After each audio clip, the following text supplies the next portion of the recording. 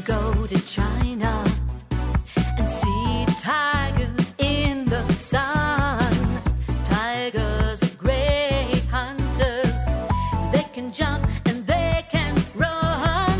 While you are in China, you can see a panda too. They live in bamboo forests and they only eat bamboo.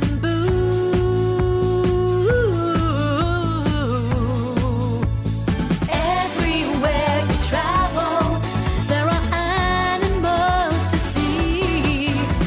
In every different country, on the land or in the sea, there are lots of species. Some are big and some are small, but they are all amazing, and I want to see them all.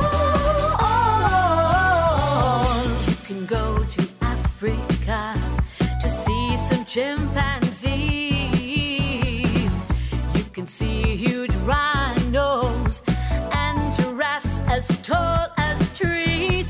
Travel to Australia and meet a kangaroo, or see a scary spider and a cute koala.